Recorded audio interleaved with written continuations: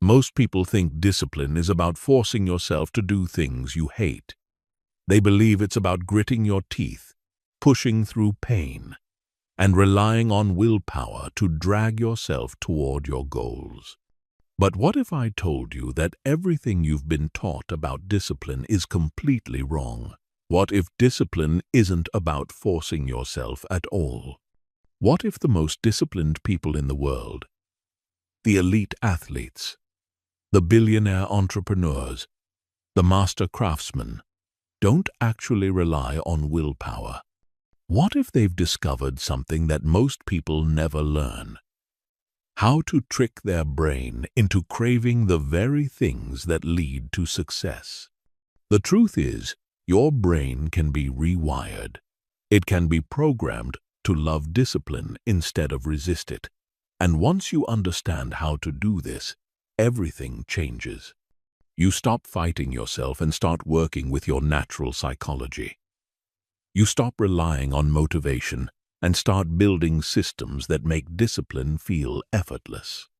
By the end of this, you'll understand exactly how to reprogram your brain's reward system, how to make hard work feel like play, and how to build such powerful mental associations that discipline becomes as automatic as breathing.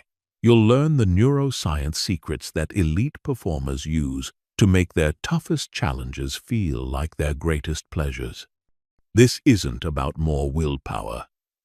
This is about less willpower. This is about making your brain work for you instead of against you. Let's begin. Chapter 1. The Willpower Myth. Why force never works. Here's the brutal truth that no one wants to admit. Willpower is finite, unreliable, and completely overrated.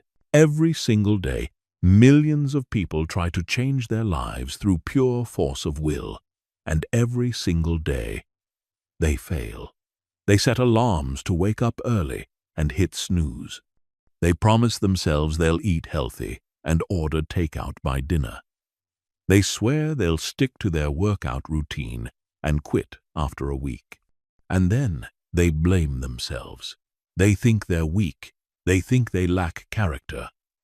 They think they're broken. But the real problem isn't them. It's that they're using the wrong strategy entirely. Science has proven beyond any doubt that willpower operates like a muscle. It gets fatigued with use.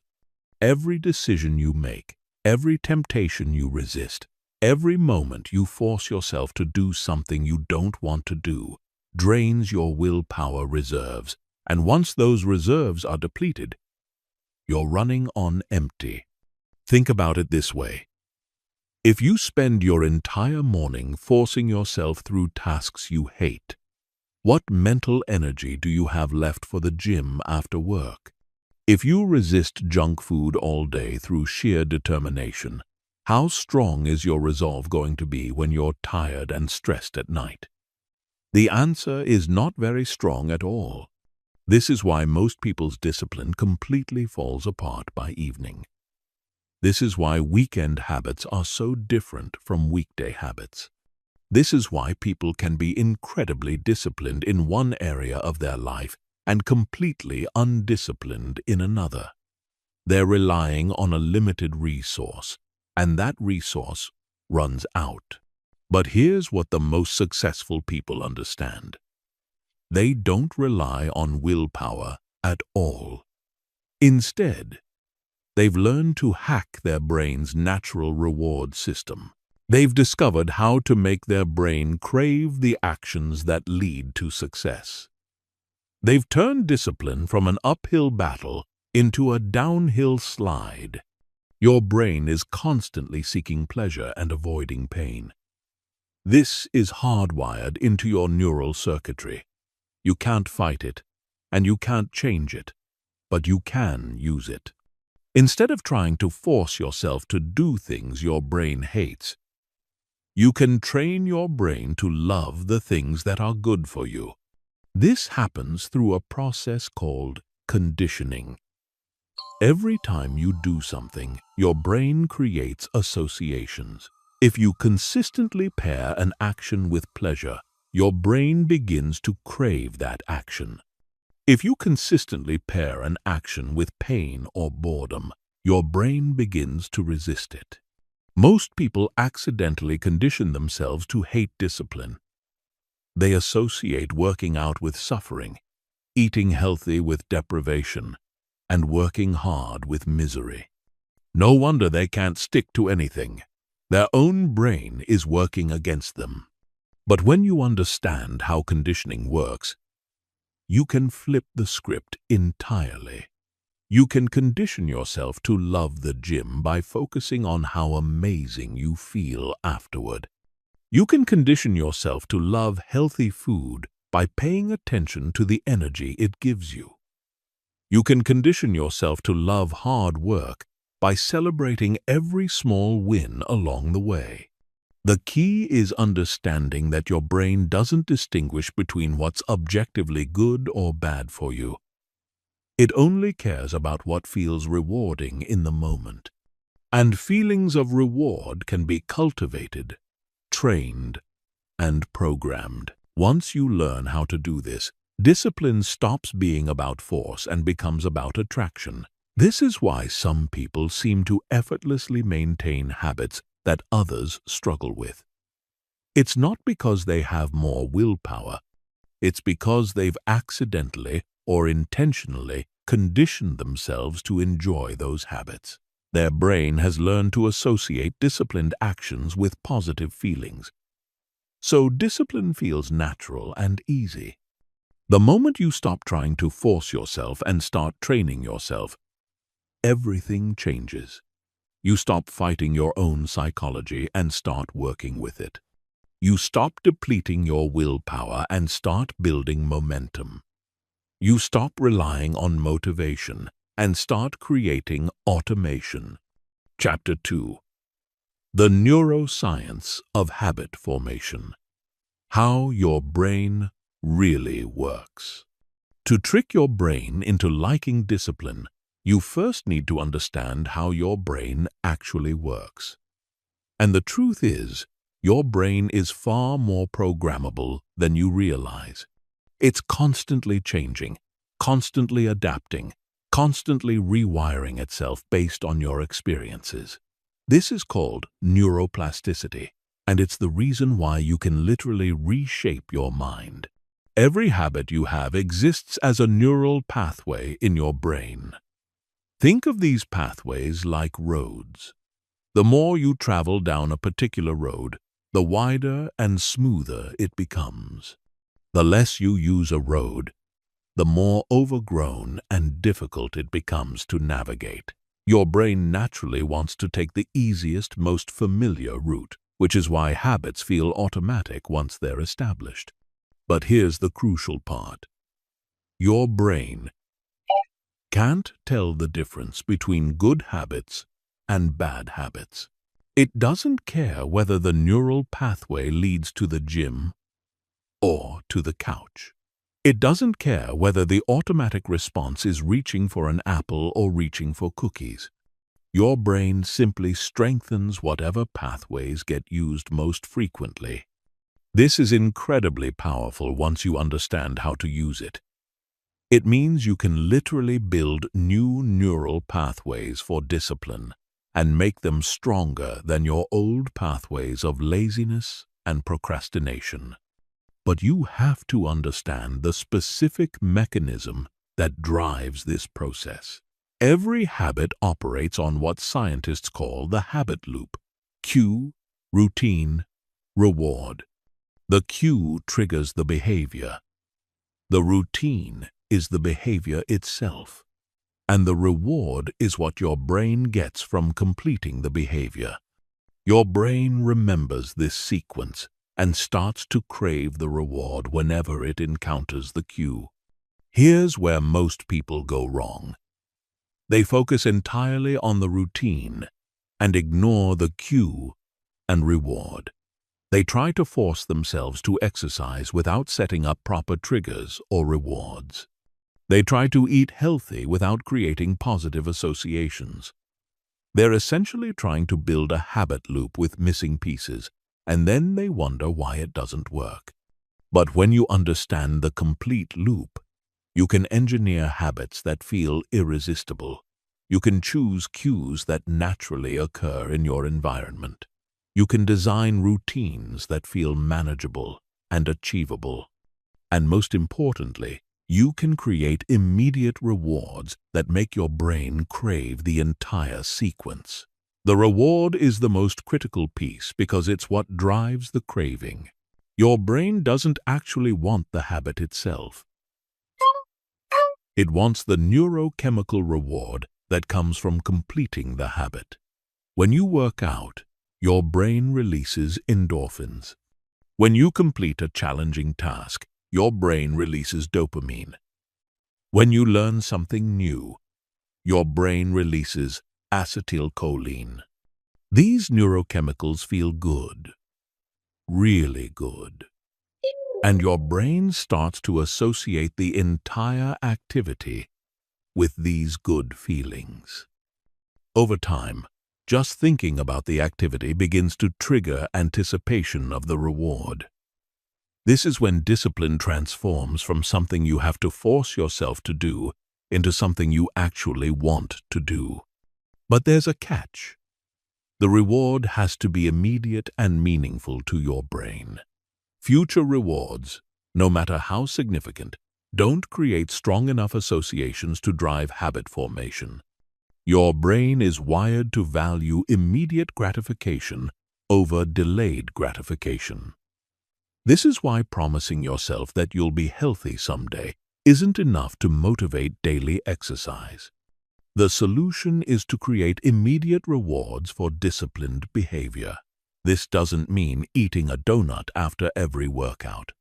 It means paying attention to the natural rewards that are already there. The endorphin rush, the sense of accomplishment, the boost in energy, the feeling of being proud of yourself.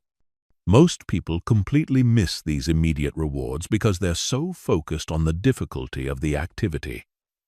They're thinking about how hard the workout is instead of how good they feel during and after it. They're thinking about how much they want to quit instead of how strong they're becoming. But when you consciously redirect your attention to the immediate benefits, you begin to condition your brain to associate discipline with pleasure instead of pain. You're literally rewiring your neural pathways to make discipline feel good. This rewiring doesn't happen overnight, but it happens much faster than most people think. Research shows that new neural pathways can begin forming within days, and significant changes can occur within weeks. The key is consistency and conscious attention to the rewards. Every time you complete a disciplined action and consciously acknowledge the immediate benefit, you're strengthening the neural pathway that associates that action with reward. Every time you do this, the next repetition becomes slightly easier. Eventually, the pathway becomes so strong that the disciplined action feels automatic and enjoyable. This is how elite performers train themselves. They don't rely on willpower to get through tough practices or challenging work sessions. They've conditioned themselves to genuinely enjoy the process. They've trained their brains to release feel-good chemicals in response to hard work. They've turned discipline into an addiction, the healthiest addiction possible. Chapter 3. The Dopamine System. Programming your brain's reward center. Dopamine is the master chemical of motivation and craving. It's your brain's way of saying, "Do that again." Understanding how dopamine works is absolutely crucial to reprogramming your relationship with discipline, because dopamine is what transforms effortful actions into automatic desires. Most people have a completely backwards understanding of dopamine. They think dopamine is released when you achieve something or get a reward. But that's not how it works at all. Dopamine is actually released in anticipation of a reward, not during the reward itself. It's the neurochemical that drives you toward action, not the feeling you get from completing the action. This distinction is massive, and it explains why some people naturally crave challenging activities while others avoid them. It's not because they're fundamentally different people, it's because their dopamine systems have been conditioned differently. When your brain expects a reward from an activity, it releases dopamine before you even start the activity. This dopamine release creates motivation, focus, and energy. It makes you want to engage in the behavior. It makes difficult tasks feel exciting rather than burdensome. But here's the key. Your brain only releases anticipatory dopamine for activities it has learned to associate with reward. If your brain has learned that working out leads to feeling good, it will release dopamine when you think about working out. If your brain has learned that working out leads to suffering, it will not release dopamine, and you'll feel resistance instead of motivation. This is why some people genuinely love activities that others hate. Their brains have been conditioned to expect positive outcomes, so their dopamine system drives them toward those activities. They're not more disciplined, they're more conditioned. The amazing thing is that you can deliberately condition your own dopamine system. You can train your brain to release dopamine in response to disciplined behaviors. You can literally make yourself crave the things that are good for you. The process works like this. Every time you pair a behavior with a genuine reward, your brain strengthens the association between that behavior and positive outcomes. Over time, just thinking about the behavior begins to trigger dopamine release. Eventually, you develop a genuine craving for the behavior, but there are specific strategies that make this conditioning process much more effective. First, you need to focus on intrinsic rewards rather than extrinsic ones. Intrinsic rewards are the natural good feelings that come from the activity itself.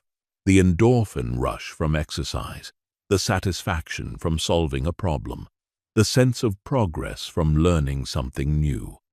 Extrinsic rewards are external rewards you give yourself: treats, purchases, entertainment.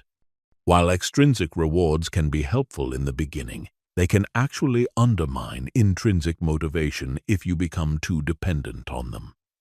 Your brain starts to focus on the external reward instead of the activity itself.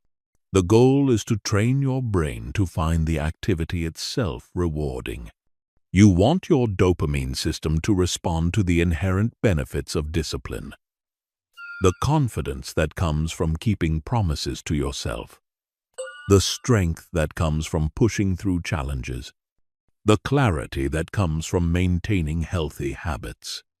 To do this effectively, you need to become a detective of your own experience. After every disciplined action, spend a moment consciously identifying what felt good about it. Maybe your body feels more energized. Maybe your mind feels clearer. Maybe you feel proud of yourself for following through.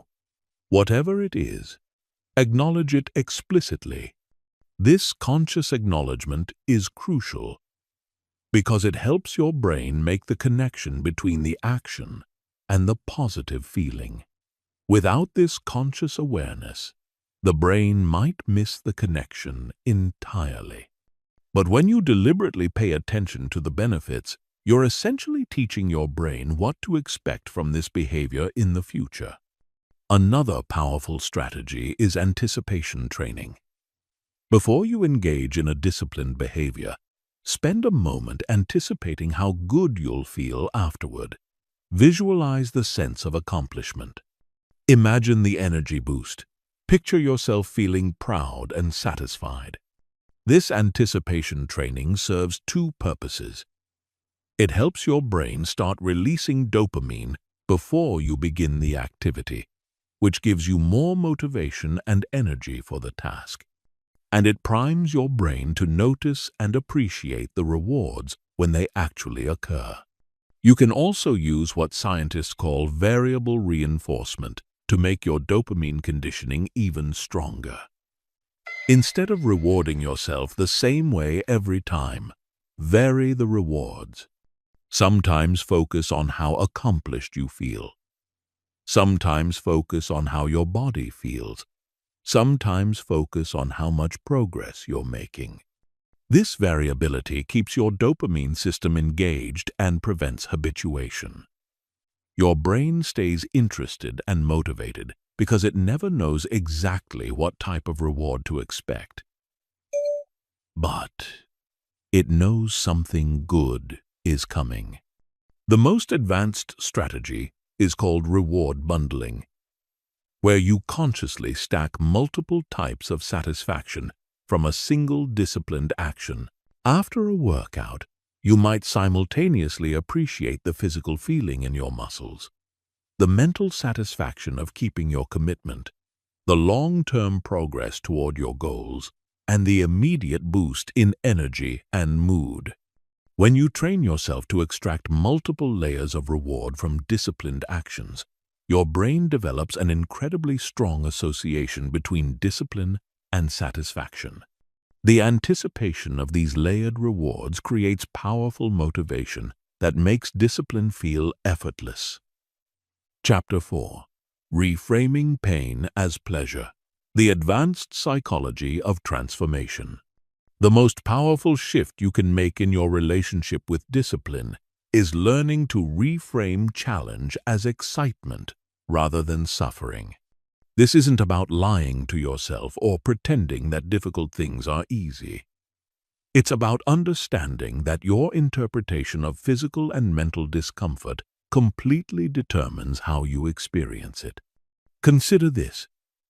The exact same physiological sensations that one person experiences as anxiety, another person experiences as excitement.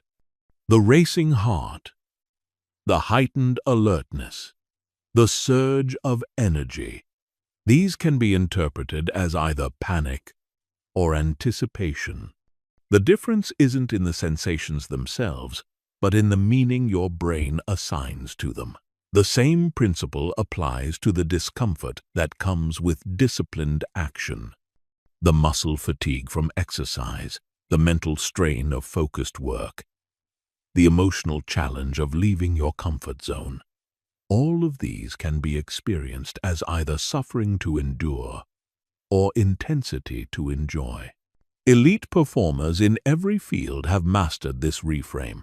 They've trained themselves to interpret challenge as opportunity, difficulty as growth, and discomfort as aliveness.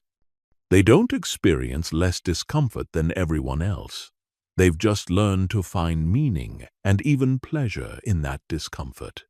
This transformation happens through a process called cognitive reappraisal. Instead of automatically labeling challenging experiences as negative, you consciously choose to interpret them through a different lens. You train yourself to see effort as evidence of growth, resistance as a sign you're pushing boundaries, and discomfort as proof you're becoming stronger. The key is understanding that growth only happens at the edge of your comfort zone. Every time you feel challenged, every time something feels difficult, that's your body and mind adapting to new demands. That discomfort is literally the feeling of yourself becoming more capable. Once you understand this, everything changes. That burning sensation in your muscles during exercise isn't suffering. It's your body building strength. The mental strain of staying focused on difficult work isn't torture. It's your mind developing greater capacity. The emotional discomfort of doing something scary isn't weakness. It's your character expanding. But this reframe only works if you make it consciously and consistently.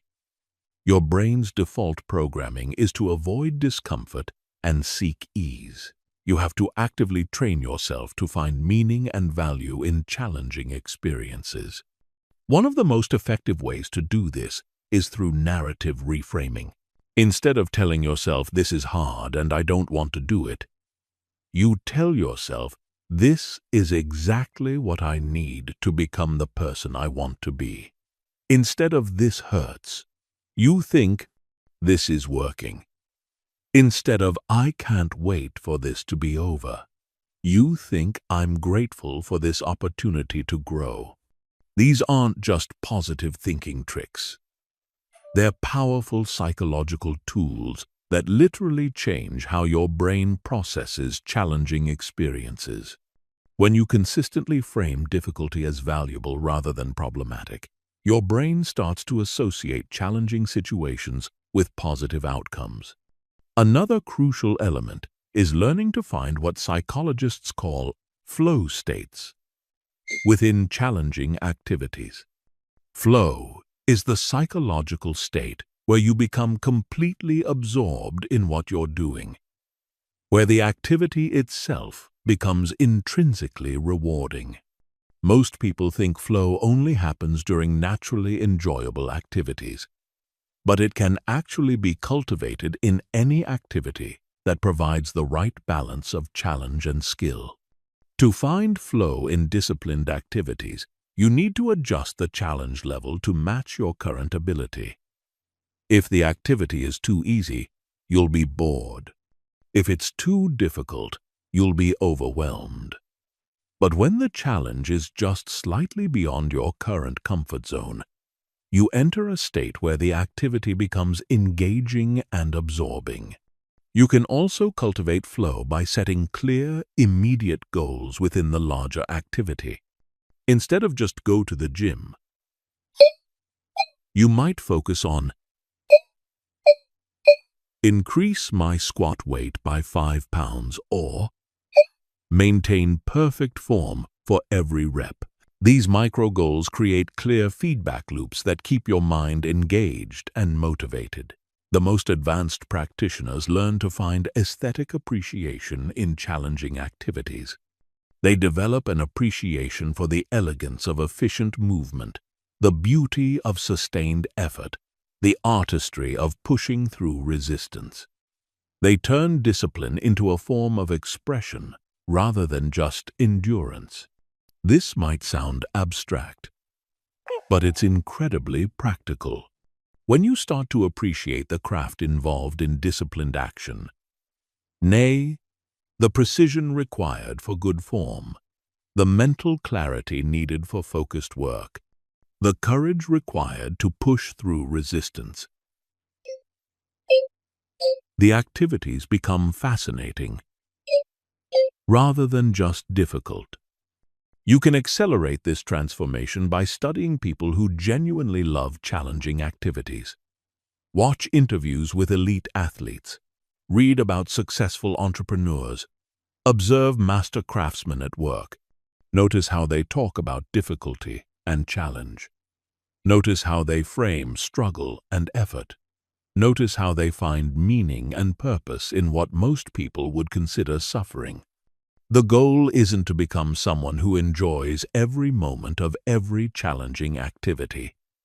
Even the most disciplined people have moments where they don't feel like doing what they need to do. The goal is to develop a deep appreciation for the growth that comes from pushing through resistance, and to find genuine satisfaction in the process of becoming stronger, more capable, and more resilient. When you achieve this reframe, discipline stops being something you do despite how it feels and becomes something you do because of how it feels. The challenge itself becomes the reward. Chapter 5. Identity-based discipline. Becoming someone who naturally chooses hard things. The most profound transformation happens when you stop trying to act disciplined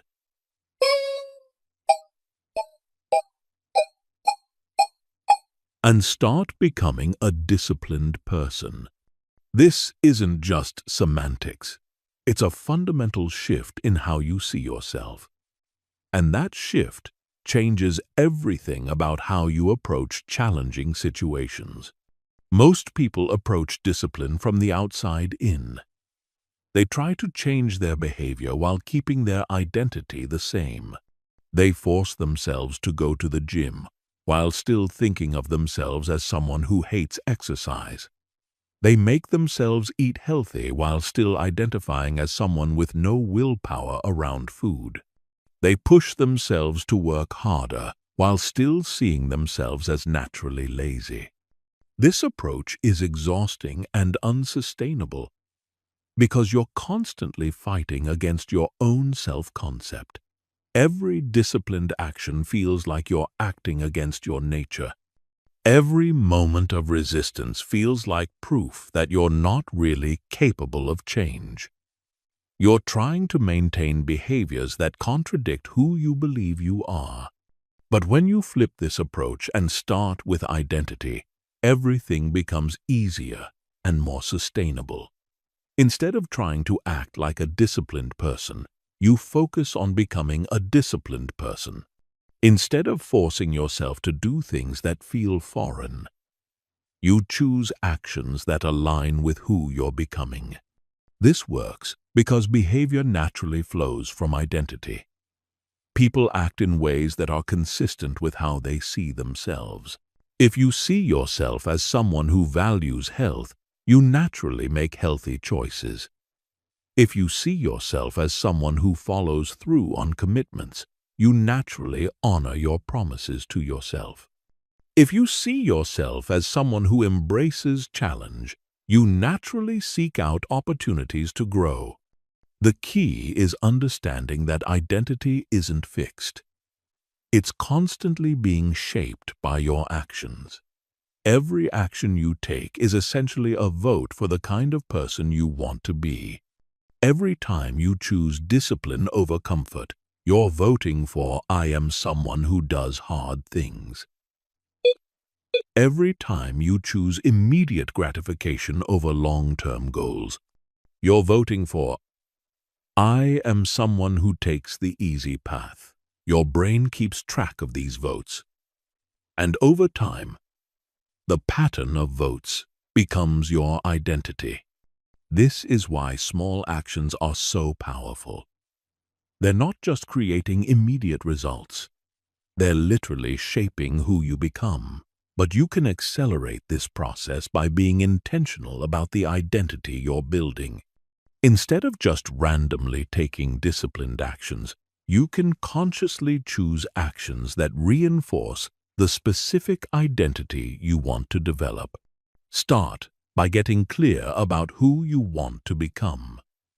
Don't focus on what you want to achieve.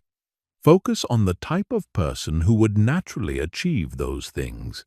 If you want to be in great shape, think about the identity of someone who values health and enjoys physical challenge.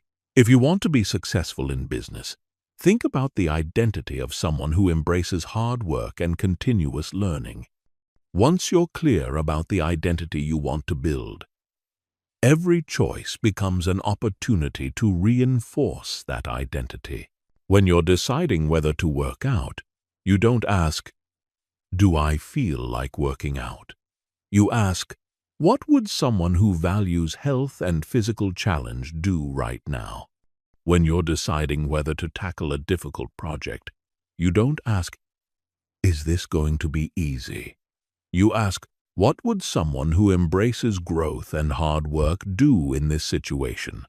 This shift in questioning completely changes your decision-making process. Instead of fighting against resistance, you're simply acting in alignment with your values and identity. Instead of forcing yourself to do things you don't want to do, you're choosing to do things that express who you're becoming. But here's the crucial part. You have to start small and build evidence gradually. You can't just decide you're a disciplined person and expect your brain to believe it immediately. You have to prove it to yourself through consistent small actions that align with your desired identity. Every time you keep a small promise to yourself, you're building evidence that you're someone who follows through. Every time you choose short-term discomfort for long-term benefit, you're building evidence that you're someone who values growth over comfort. Every time you do something challenging when you don't feel like it, you're building evidence that you're someone who doesn't let feelings dictate actions. This evidence accumulates over time and gradually shifts your self-concept. You start to genuinely see yourself as someone who naturally chooses hard things, someone who values growth, someone who follows through on commitments. And once that identity shift happens, disciplined choices stop feeling forced and start feeling natural. You can accelerate this process through what psychologists call identity rehearsal. Throughout the day, consciously think of yourself as the person you're becoming. When you're facing a choice between comfort and growth, remind yourself, I'm someone who chooses growth. Remind yourself, I'm someone who follows through.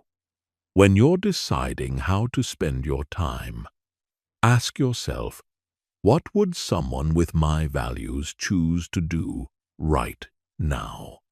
This isn't fake it till you make it. This is consciously choosing to embody the identity you're building through your actions. You're not pretending to be someone you're not. You're practicing being someone you're becoming. The most powerful version of this practice is what I call identity anchoring. Choose a specific phrase that captures the identity you're building. I am someone who does hard things. I am someone who chooses growth over comfort. I am someone who keeps promises to myself. Repeat this phrase to yourself regularly, especially when you're facing challenging decisions. This phrase becomes an anchor that helps you make choices aligned with your desired identity rather than your current feelings or impulses. It reminds you of who you're becoming and helps you act from that future identity rather than your past conditioning. Over time, this identity-based approach to discipline becomes incredibly powerful because it aligns your actions with your deepest sense of self. You're no longer fighting against your nature, you're expressing your nature. Discipline becomes a form of self-expression rather than self-force. Chapter 6. Environmental Design. Setting up your world for automatic discipline. Your environment is constantly programming your behavior, and most people have accidentally designed their surroundings to make discipline as difficult as possible. They keep junk food in easy reach while hiding their gym clothes. They place their phone next to their bed while putting their books across the room. They surround themselves with comfort and convenience, then wonder why they can't stick to challenging goals. But when you understand how environmental cues work, you can flip this dynamic entirely. You can design your physical and digital environment to make disciplined choices feel obvious and effortless, while making undisciplined choices feel inconvenient and unnatural. Environmental cues work because your brain is constantly scanning for signals about what to do next. These cues trigger automatic responses that bypass your conscious decision-making process entirely. When you see your running shoes by the door, your brain automatically starts preparing for exercise. When you see your phone on the nightstand, your brain automatically reaches for distraction. The key is understanding that every object in your environment is either cueing disciplined behavior or undisciplined behavior. There's no neutral space. Your surroundings are constantly influencing your choices, usually below the level of conscious awareness. Most people try to overcome bad environmental cues through willpower, but this is backwards and exhausting. Instead of fighting against your environment, You should redesign it to support your goals. Make good choices obvious and bad choices hidden or inconvenient. For physical discipline like exercise, this means placing your workout clothes where you can't miss them and putting barriers between yourself and excuses. Lay out your gym clothes the night before. Put your running shoes by the front door. Set up your home workout space so it's ready to go at any moment. Remove or hide anything that might tempt you toward laziness. For mental discipline like focused work, this means creating an environment that signals deep concentration while removing anything that signals distraction. Designate a specific space for important work and keep it completely clear of anything unrelated to that work. Remove your phone from this space entirely. Use website blockers during work hours. Create physical barriers between yourself and easy entertainment. For nutritional discipline, this means making healthy choices the default and unhealthy choices require extra effort. Keep fruits and vegetables at eye level in your refrigerator while hiding less healthy options. Pre-portion healthy snacks and make them easily accessible. Remove junk food from your home entirely, or at least make it require significant effort to access. But environmental design goes beyond just physical objects. You also need to consider your digital environment, which has become one of the most powerful influences on modern behavior. Your phone, computer, and other devices are constantly sending cues that either support or undermine your disciplined goals. Design your digital environment just as intentionally as your physical space. Organize your phone so that productive apps are easily accessible, while time-wasting apps require extra steps to reach. Use app timers and restrictions to automatically limit access to distracting content. Create different user profiles or environments for different types of activities.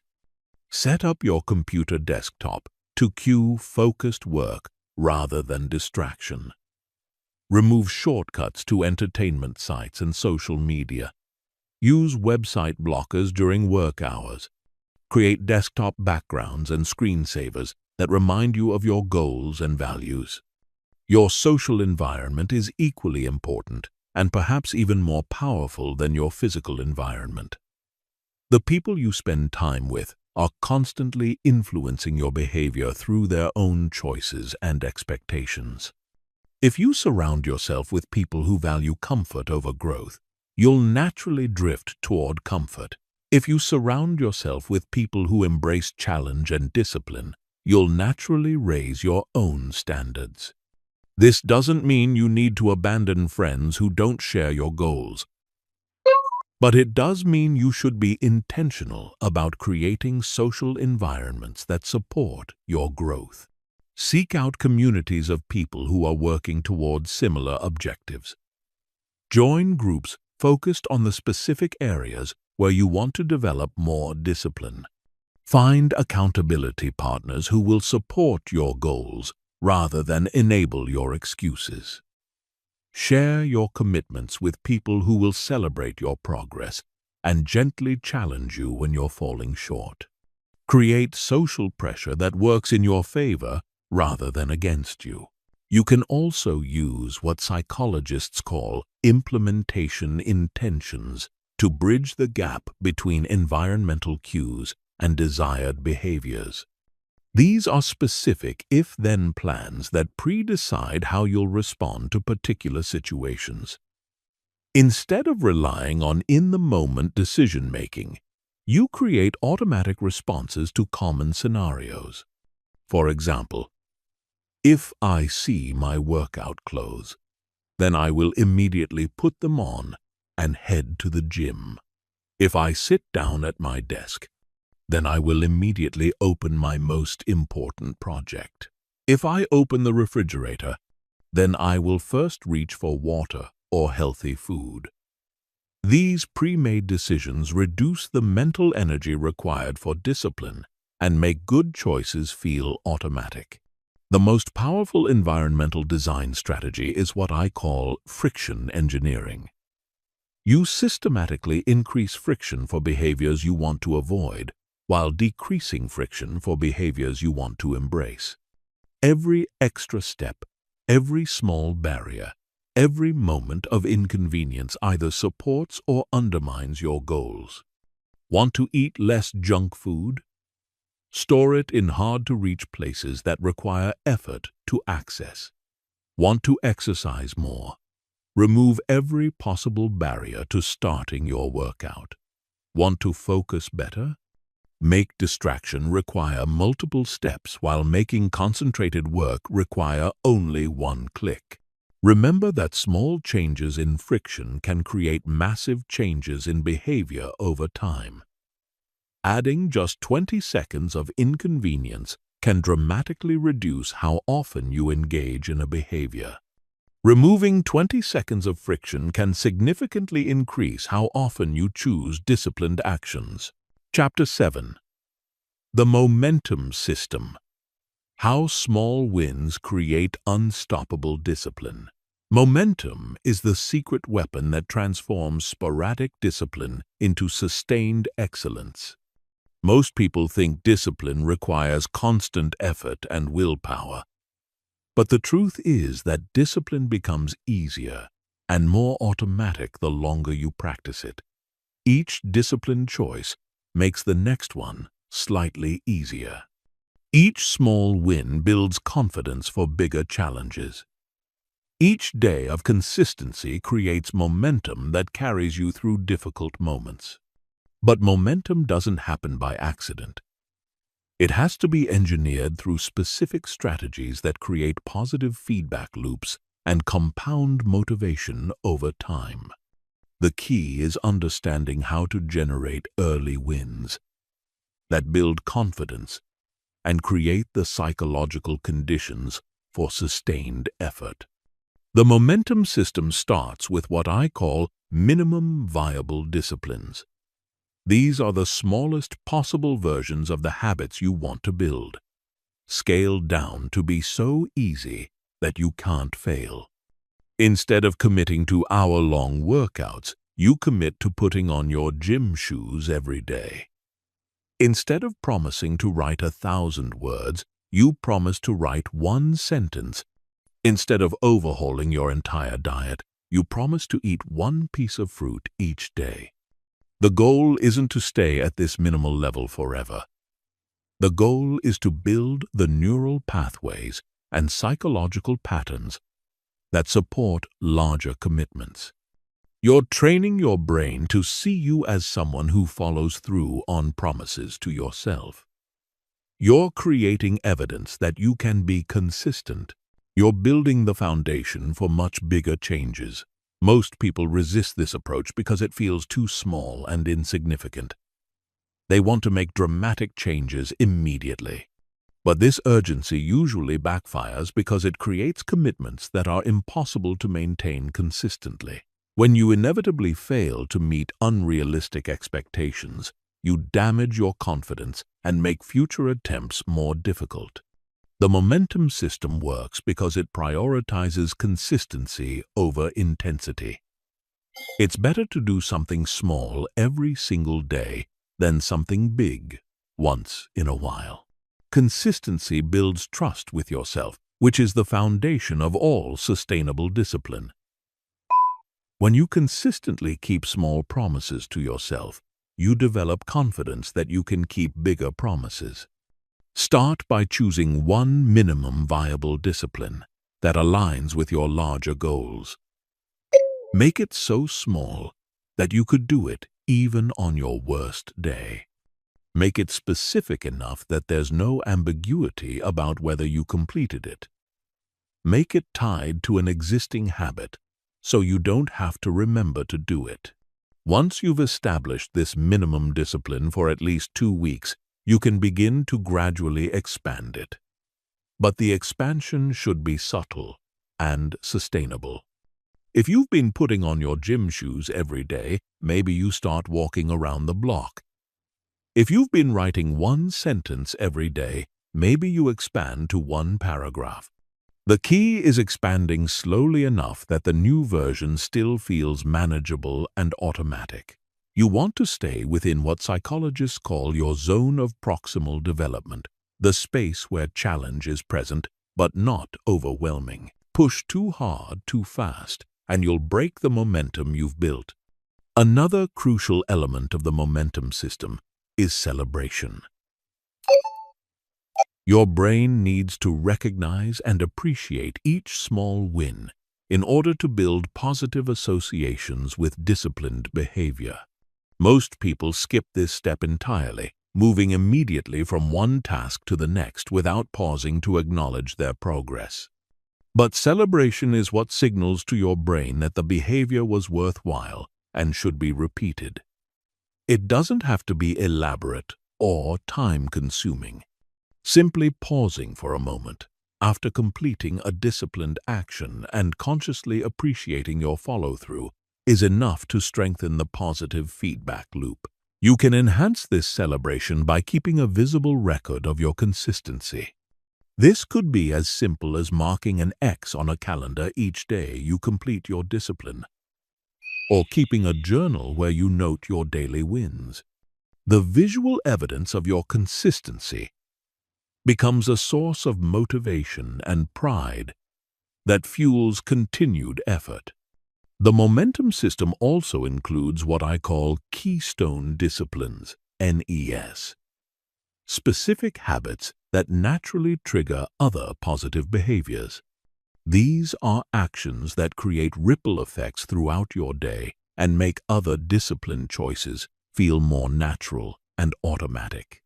Exercise is often a keystone discipline because it boosts energy, improves mood, and creates a sense of accomplishment that carries over into other areas. A morning routine can be a keystone discipline because it establishes a pattern of intentionality that influences choices throughout the day. Reading can be a keystone discipline because it puts you in a learning mindset that makes other growth-oriented activities more appealing. Identify which disciplines have the greatest ripple effect in your life and prioritize building momentum in those areas first. When you establish strong keystone disciplines, other areas of discipline often improve automatically without requiring additional willpower. The momentum system becomes incredibly powerful when you link multiple small disciplines together into what I call discipline chains. These are sequences of small disciplined actions that flow naturally from one to the next, creating sustained periods of productive behavior. For example, your morning discipline chain might include making your bed, drinking a glass of water, doing 5 minutes of stretching, and reading one page of a book. Each action is small enough to feel effortless, but together they create a foundation of discipline that sets the tone for your entire day. Design your discipline chains so that each action naturally leads to the next.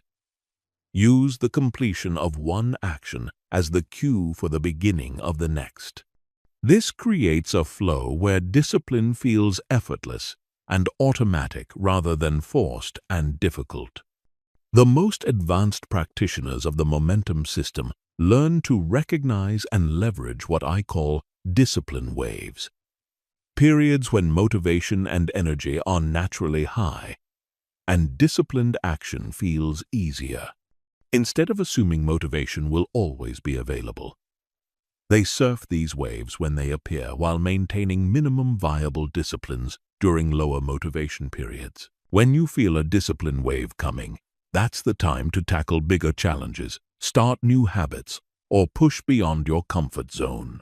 When you feel motivation ebbing, that's the time to return to your minimum viable disciplines and focus on maintaining consistency rather than intensity.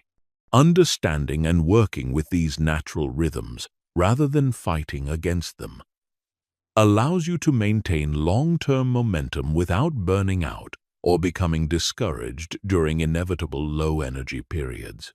Chapter 8. Advanced conditioning techniques. Training your brain like an elite performer. Elite performers in every field have discovered advanced psychological techniques for conditioning themselves to crave challenging activities. These methods go far beyond basic habit formation and tap into sophisticated principles of behavioral psychology and neuroscience. When you understand and apply these techniques, you can literally train yourself to become addicted to discipline. The first advanced technique is called contrast conditioning, where you systematically alternate between challenging activities and immediately rewarding experiences. This creates a powerful psychological association between effort and pleasure that makes your brain start to crave the entire sequence. Here's how it works. After every challenging activity, you immediately engage in something that feels genuinely good. This doesn't mean eating junk food or watching TV. It means consciously savoring the natural high that comes from completing difficult tasks. You might take a moment to appreciate your accomplishment. Enjoy the physical sensations in your body, or visualize how this effort contributes to your long-term goals. The key is making the reward immediate and genuine. Your brain needs to experience positive feelings within minutes of completing the challenging activity in order to create strong neural associations. The more consistently you pair effort with immediate satisfaction, the more your brain begins to crave the entire sequence. Another powerful technique is called progressive exposure, where you gradually increase the intensity of challenging activities while maintaining positive associations. This allows you to build tolerance for higher levels of discomfort while keeping the experience rewarding rather than overwhelming. Start with a level of challenge that feels manageable and even somewhat enjoyable. Once you've established positive associations at this level, gradually increase the intensity. The increases should be small enough that the activity still feels rewarding, but significant enough that you're continuously expanding your comfort zone. This technique is particularly effective for physical disciplines like exercise, where you can gradually increase duration, intensity, or complexity while maintaining the enjoyment of the activity. But it also works for mental disciplines like focused work, where you can gradually extend concentration periods while keeping the work engaging and rewarding. The third technique is called association stacking, where you consciously layer multiple positive associations onto a single challenging activity. Instead of focusing on just one benefit of the activity, you train yourself to simultaneously appreciate multiple rewards.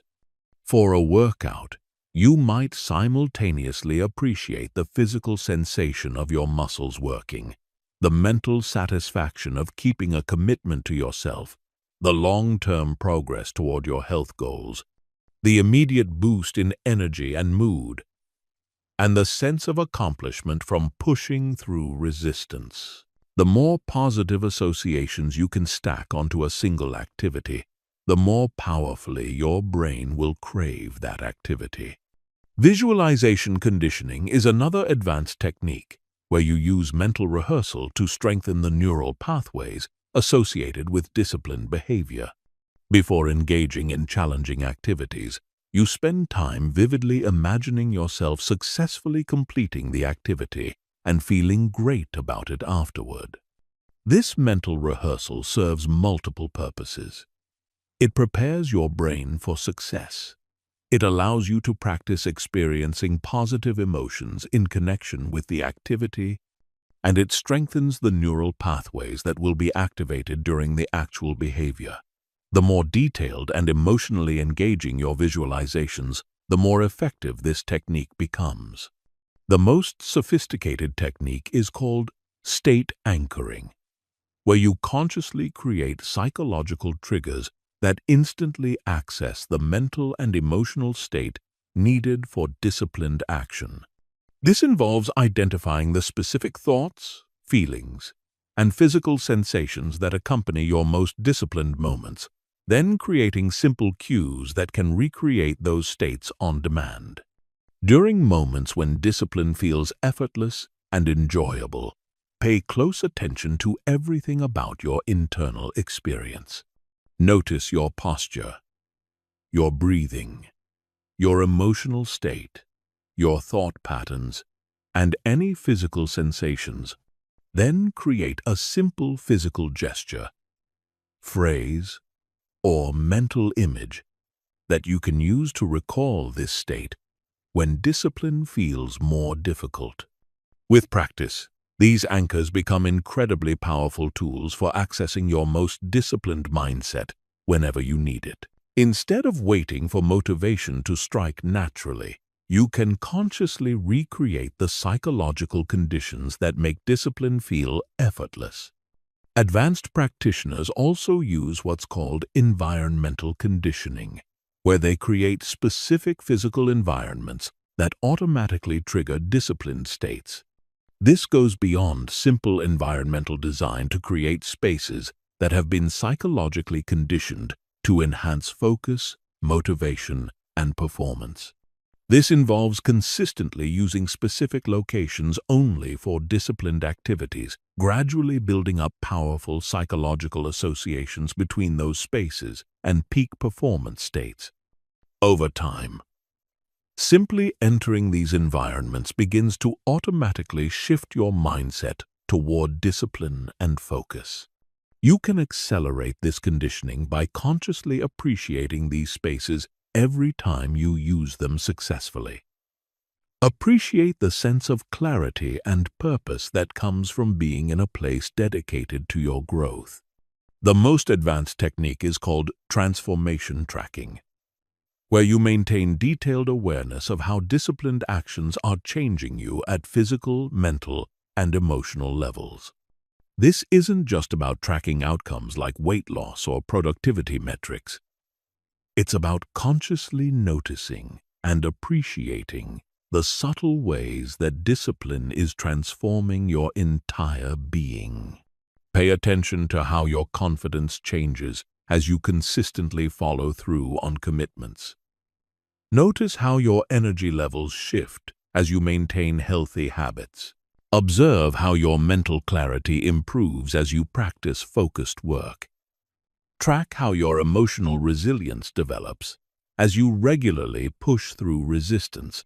This conscious tracking creates powerful motivation because it helps you see discipline not just as a means to external goals, but as a process of becoming a fundamentally different person.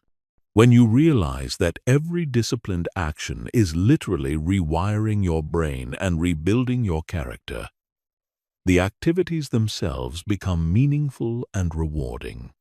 The key to all these advanced techniques is consistency and conscious attention. These conditioning methods only work if you apply them systematically over time.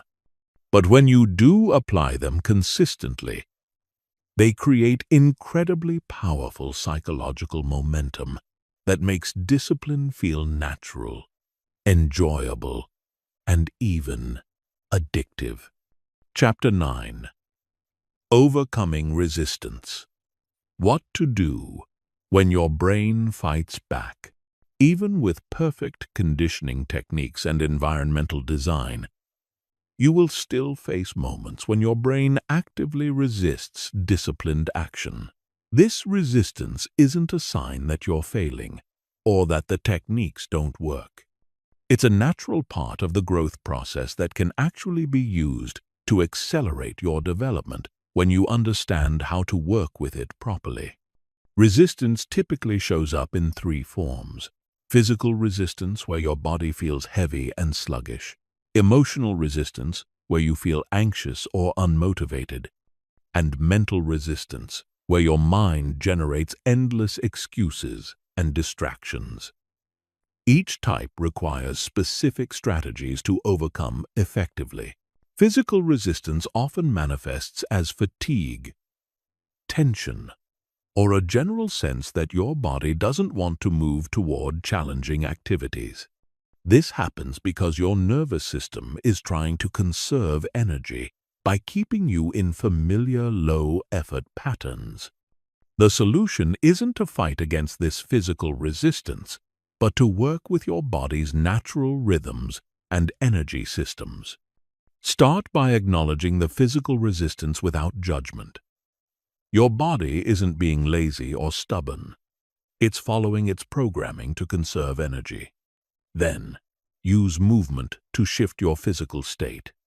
Sometimes just standing up and doing light movement for 60 seconds is enough to break through physical inertia and access the energy needed for more challenging activities. You can also use breathing techniques to shift your physical state rapidly. Deep, rhythmic breathing activates your parasympathetic nervous system and can quickly move you from a state of resistance to a state of readiness. Spend 2 to 3 minutes focusing entirely on slow, deep breathing, while visualizing yourself successfully engaging in the challenging activity. Cold exposure is another powerful tool for overcoming physical resistance. A cold shower, or even splashing cold water on your face, can instantly shift your nervous system from a state of comfort-seeking to a state of alertness and energy. This physiological shift often carries over into other areas and makes disciplined action feel more natural. Emotional resistance typically shows up as anxiety, overwhelm, or a general feeling that you don't want to engage in challenging activities. This happens because your brain associates challenge with potential threat or discomfort. The key to overcoming emotional resistance is reframing the emotional experience rather than trying to suppress or ignore it. Instead of viewing anxiety as a signal to avoid the activity, learn to interpret it as excitement about growth. The physiological sensations of anxiety and excitement are nearly identical. The difference is in how you interpret them. When you feel your heart racing before a challenging workout or important project, consciously reframe that sensation as your body preparing for peak performance. You can also use what psychologists call the 20-second rule to overcome emotional resistance. Instead of trying to commit to the entire challenging activity when you're feeling resistant, just commit to getting started for 20 seconds. Often, the resistance disappears once you actually begin the activity, and momentum carries you through the rest. Another effective strategy for emotional resistance is called the curiosity approach.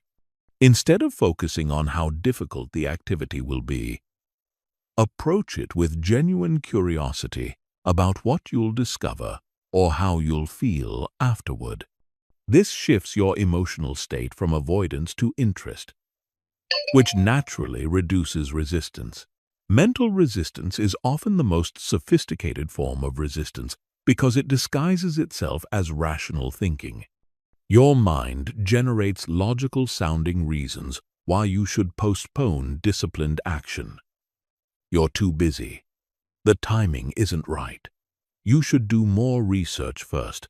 You'll start tomorrow when you have more energy.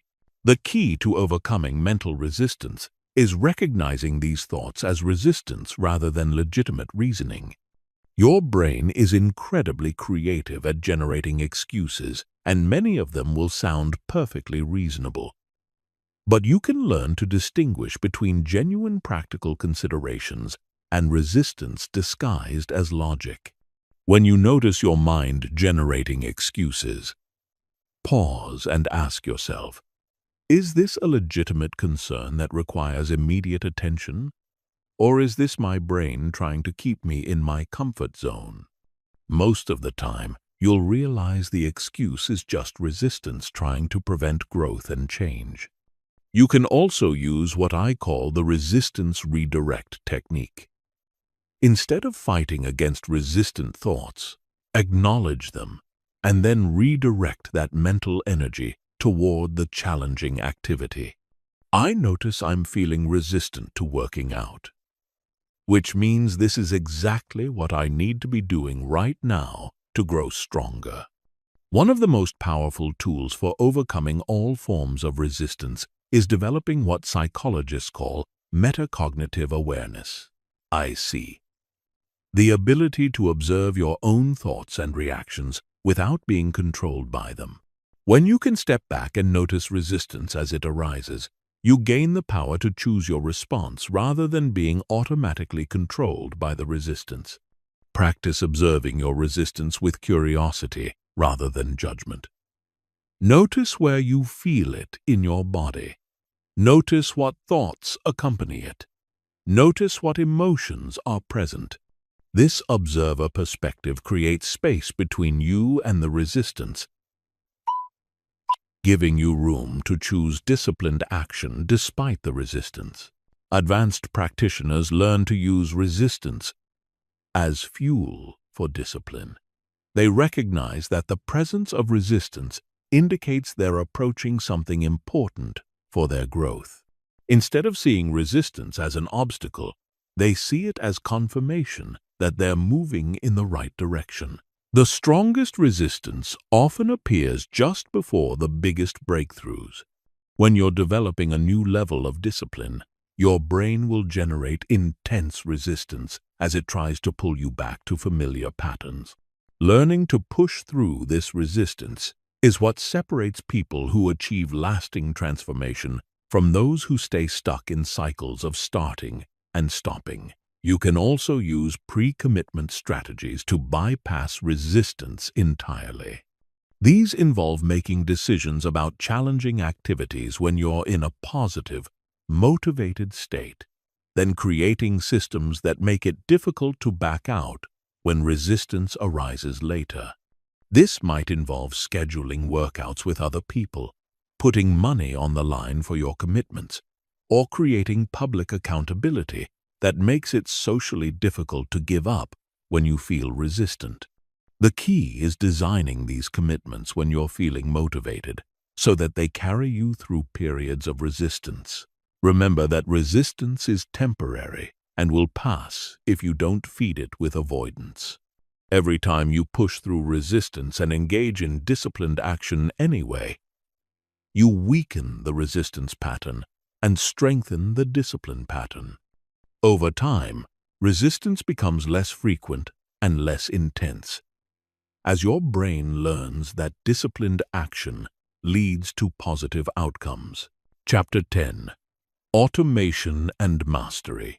Making discipline as natural as breathing. The ultimate goal of training your brain to like discipline isn't just to make challenging activities easier, it's to make them so automatic and natural that they require virtually no conscious effort or decision-making. This level of mastery transforms discipline from something you do into something you are. True automation happens when disciplined behaviors become so deeply ingrained in your neural pathways that they occur without conscious intention or willpower. You don't have to decide to exercise any more than you have to decide to brush your teeth. You don't have to force yourself to eat healthy food any more than you have to force yourself to breathe. The behaviors become as natural and automatic as any other biological function. But reaching this level requires understanding the specific mechanisms that create behavioral automation and systematically applying them over extended periods. Most people give up long before they reach true automation because they're still relying on conscious effort and willpower rather than building genuine unconscious competence. The first requirement for automation is what neuroscientists call overlearning. DOS. Practicing a behavior far beyond the point where it feels comfortable and familiar. Most people stop practicing once a behavior becomes easy, but automation requires continuing to practice until the behavior becomes completely effortless and unconscious. This means continuing to reinforce positive associations with disciplined behaviors even after they start feeling natural. It means maintaining conscious appreciation for the benefits even after they become obvious. It means protecting the environmental cues and reward systems that support these behaviors even after they feel automatic. The second requirement is what I call context independence. The ability to maintain disciplined behaviors regardless of external circumstances. True automation means the behaviors persist whether you're tired or energetic, stressed or relaxed, at home or traveling, busy or free. The behaviors become so deeply embedded that they adapt to any situation.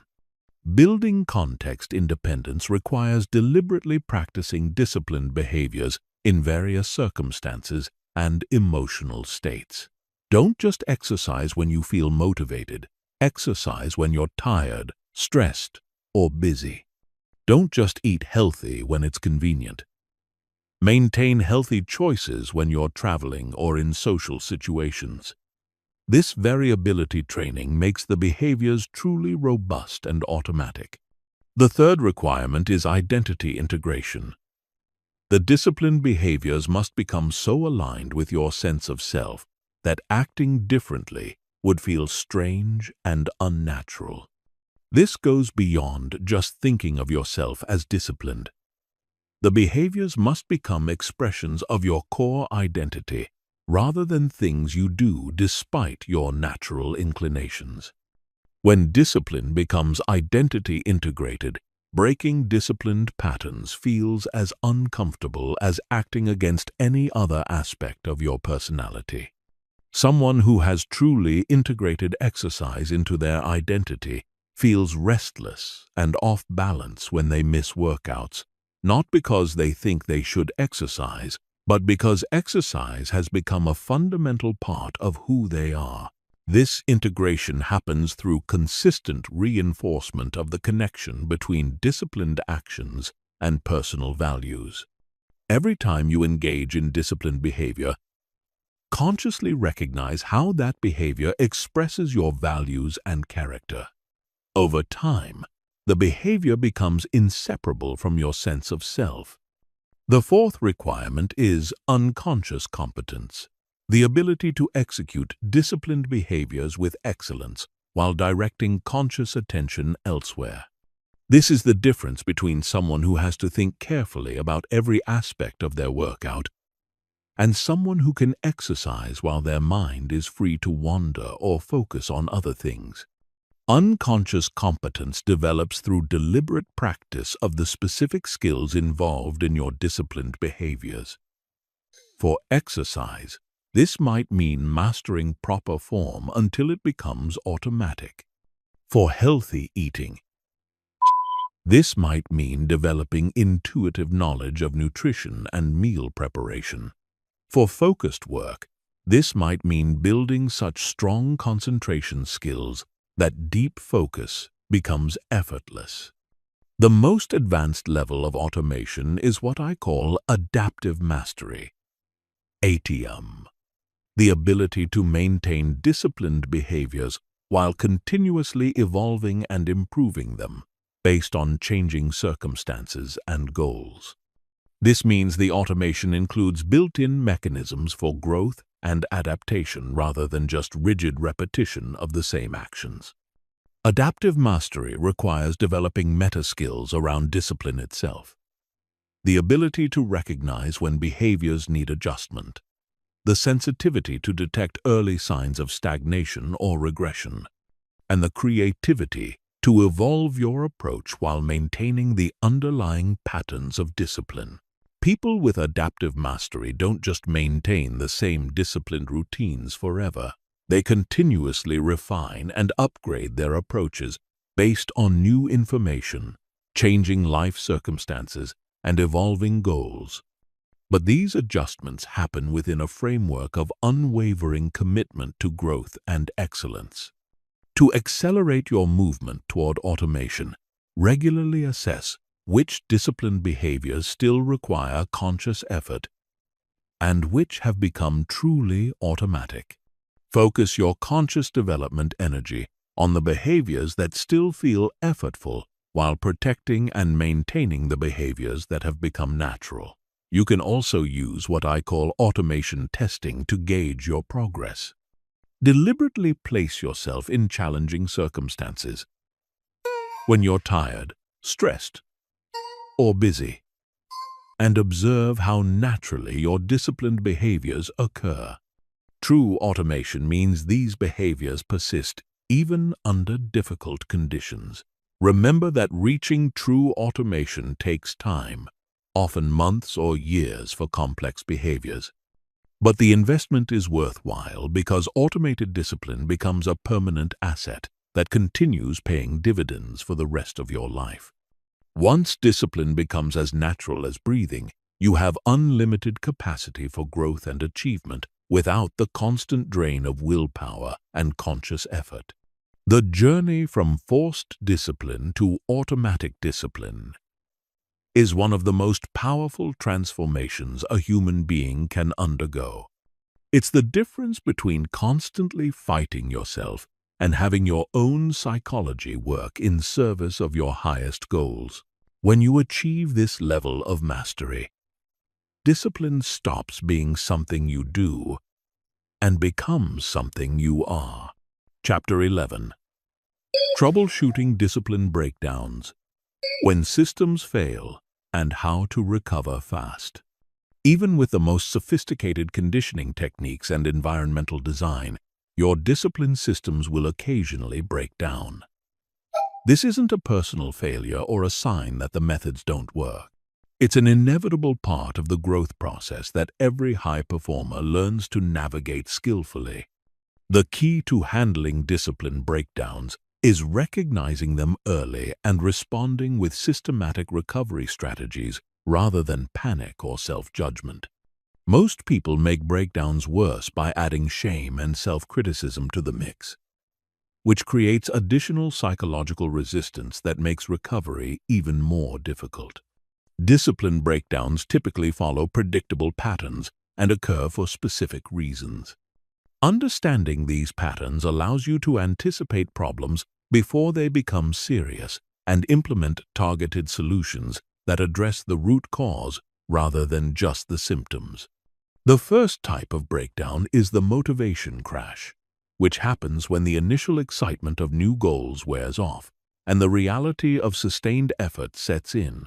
This usually occurs between 2 and 8 weeks after starting new disciplined behaviors, right when the novelty has faded, but the habits haven't become fully automatic yet. During motivation crashes, disciplined behaviors suddenly feel much more difficult than they did initially. The same workout that felt energizing 3 weeks ago now feels like torture. The healthy meal preparation that seemed manageable suddenly feels overwhelming. The focused work sessions that used to flow naturally now require enormous effort. The solution isn't to rely more heavily on motivation or to push harder through willpower. Instead, you need to temporarily reduce the intensity of your disciplined behaviors while maintaining the consistency. This is where your minimum viable disciplines become crucial. They allow you to maintain momentum even when motivation is low. During a motivation crash, return to the smallest possible version of your disciplined behaviors. If your workout routine has become overwhelming, just commit to putting on your gym clothes each day. If your healthy eating plan feels too restrictive, just commit to drinking more water and eating 1 piece of fruit daily. If your work projects feel impossible, just commit to opening the relevant documents and reading 1 paragraph. The goal during this phase isn't to maintain peak performance. It's to maintain the neural pathways and identity associations that support your disciplined behaviors. By staying consistent with minimal versions of these behaviors, you prevent the complete collapse of your conditioning while your motivation naturally recovers. The second type of breakdown is the complexity overload, which happens when your discipline systems become too complicated to maintain consistently. This often occurs when people try to optimize too many variables at once, or when they add too many new behaviors simultaneously without properly integrating them first. Complexity overload manifests as decision fatigue, confusion about priorities, and a general sense that your disciplined behaviors require too much mental energy to sustain. You find yourself spending more time thinking about your systems than actually implementing them. The solution is radical simplification. Temporarily eliminate all but the most essential disciplined behaviors and focus exclusively on those core actions until they become truly automatic.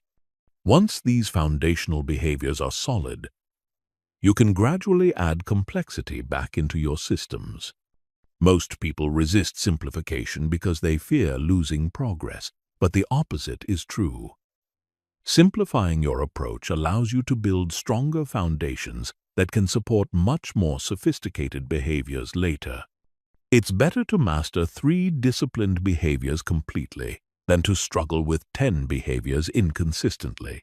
The third type of breakdown is the environmental disruption, which happens when significant changes in your circumstances undermine the cues and contexts that support your disciplined behaviors.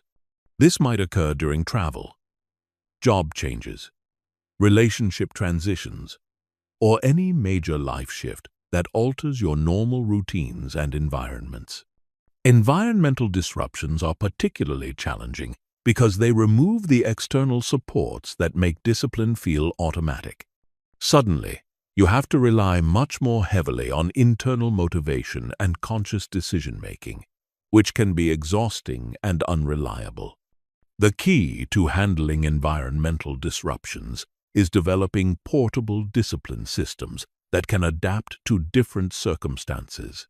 This means identifying the essential elements of your disciplined behaviors that can be maintained regardless of your environment, and creating flexible versions of your routines that work in various situations.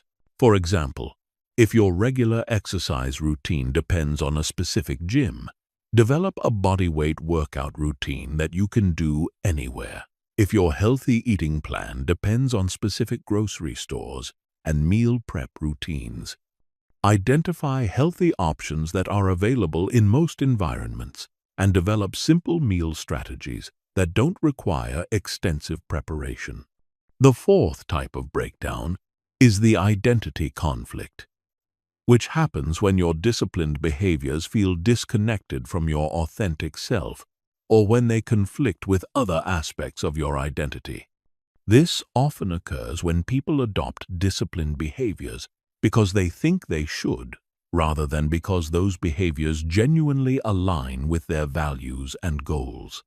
Identity conflicts create internal resistance that makes disciplined behaviors feel forced and unnatural. You might successfully maintain these behaviors for weeks or months through willpower, but eventually, the internal contradiction becomes too exhausting to sustain. The solution requires honest examination of whether your disciplined behaviors truly serve your authentic goals and values, or whether you've adopted them based on external expectations or social pressure. If the behaviors don't align with your genuine priorities, you need to either modify them to create better alignment or replace them with behaviors that feel more authentic. This doesn't mean abandoning challenge or choosing only easy options. It means ensuring that your disciplined behaviors serve purposes that matter deeply to you personally, not just purposes that look good to others or that you think you should care about. The most effective recovery strategy for any type of breakdown is what I call the reset protocol. This is a systematic process for quickly returning to disciplined behaviors after any interruption, regardless of how long the breakdown lasted or what caused it. The reset protocol has 3 phases: acknowledgement, recommitment, and reconstruction. In the acknowledgement phase, you honestly assess what happened without judgment or self-criticism. You identify the specific factors that contributed to the breakdown and the lessons you can learn from the experience.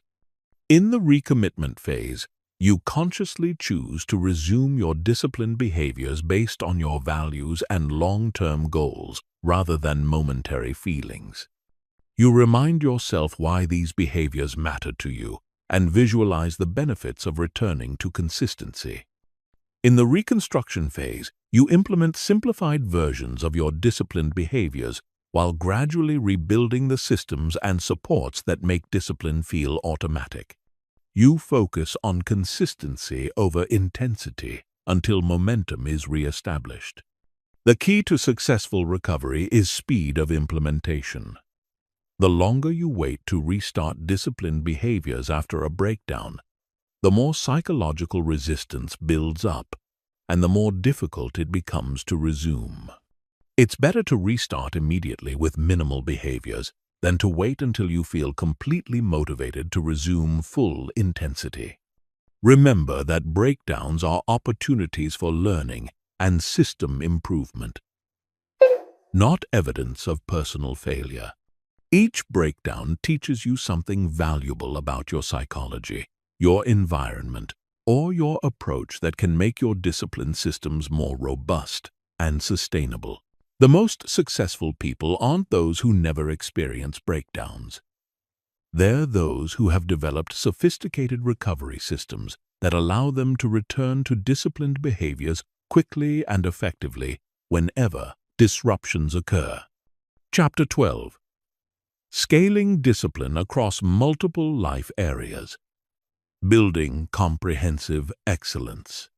Once you've mastered the art of making discipline feel natural in one area of your life, the next challenge is scaling that same mastery across multiple domains simultaneously. This requires understanding how different types of disciplined behaviors interact with each other, and how to manage your psychological resources effectively across competing priorities. Most people make the mistake of trying to implement disciplined behaviors in multiple areas simultaneously from the beginning. They decide to transform their fitness, diet, work habits, relationships, and finances all at once.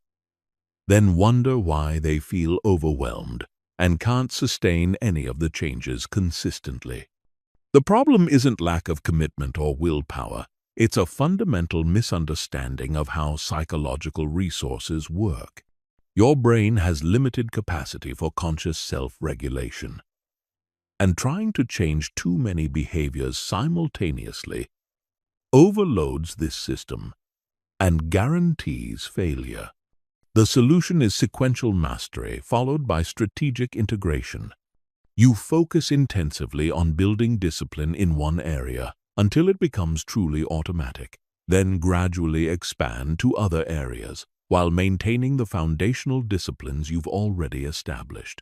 This sequential approach allows you to build what psychologists call regulatory strength, your overall capacity for self-control and disciplined behavior. Each area where you develop genuine discipline increases your total capacity for managing other challenging behaviors. But this only works if you allow sufficient time for each behavior to become automatic before adding new challenges. The key to choosing which area to focus on first is identifying your keystone discipline. A. The area where improved discipline will have the greatest positive impact on other areas of your life. For many people, this is physical health, because improved fitness and nutrition directly enhance energy, mood, and cognitive function, which makes discipline easier in all other areas. For others, the keystone discipline might be sleep optimization, because quality rest is foundational to everything else. For some, it might be time management or focused work habits, because professional success provides resources and confidence that support improvement in other areas.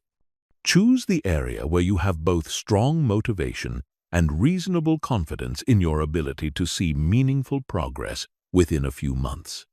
You want your first disciplined area to become a source of pride and momentum rather than frustration and self-doubt. Once your keystone discipline has become truly automatic, typically requiring 3 to 6 months of consistent practice, you can begin expanding to a second area. But this expansion requires careful integration, rather than simply adding new behaviors on top of existing ones. The most effective integration strategy is finding natural connection points between your established discipline and your new target area. If you've mastered morning exercise, you might integrate nutritional discipline by focusing specifically on post-workout nutrition. If you've established focused work habits, you might integrate learning disciplines by dedicating specific work sessions to skill development. These connection points create synergistic relationships where each disciplined behavior supports and reinforces the others, rather than competing for psychological resources. Your established discipline becomes the foundation and launching point for new areas of growth. Another crucial element of successful scaling is resource allocation. Understanding how different types of disciplined behaviors draw on different psychological resources and arranging your schedule to minimize conflicts between demanding activities. Activities that require high levels of cognitive control, creative thinking, or complex decision-making should be scheduled during your peak energy hours and separated from each other by recovery periods. Activities that have become more automatic can be scheduled during lower energy periods or combined with other activities. For example, if focused work requires your peak mental energy, schedule it during your most alert hours and avoid scheduling other cognitively demanding activities immediately before or after. If exercise has become automatic, it can be scheduled during lower energy periods and might actually boost your energy for other activities. Advanced practitioners learn to design what I call discipline ecosystems. Integrated systems where multiple disciplined behaviors support and enhance each other in mutually reinforcing cycles. In a well-designed ecosystem, each element makes the others easier and more rewarding rather than creating additional burden. A simple discipline ecosystem might include morning exercise that boosts energy for focused work that provides a sense of accomplishment that supports healthy eating choices, and healthy eating that improves sleep quality, that makes morning exercise feel easier. Each element feeds into and strengthens the others. The most sophisticated discipline ecosystems include built-in feedback loops that help you monitor and adjust the system based on results and changing circumstances. You develop sensitivity to early warning signs that one area is beginning to slip, and you have predetermined responses that protect the overall system.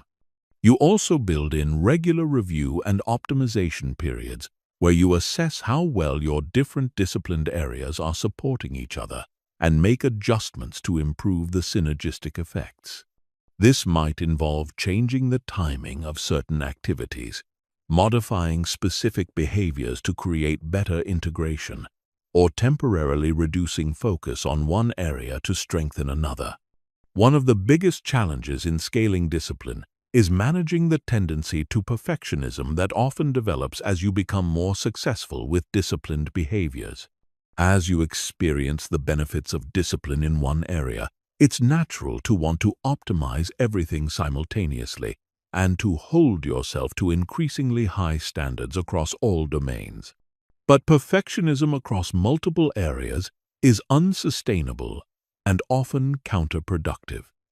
It creates psychological pressure that can actually undermine the natural motivation and enjoyment that make discipline feel effortless.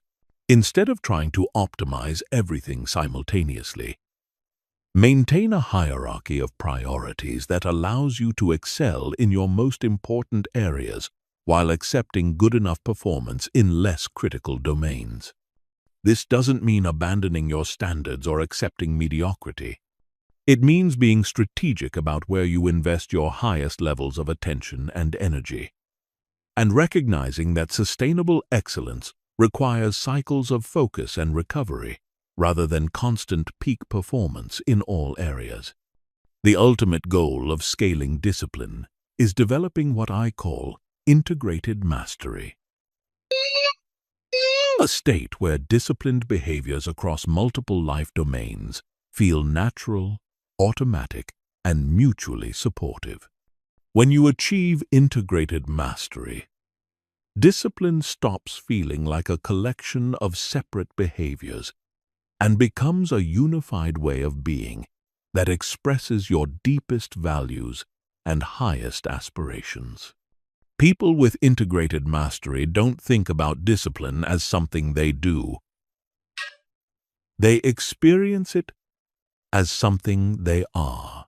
Their disciplined behaviors feel as natural and effortless as breathing, and the different areas of their life work together in harmonious support of their overall growth and contribution.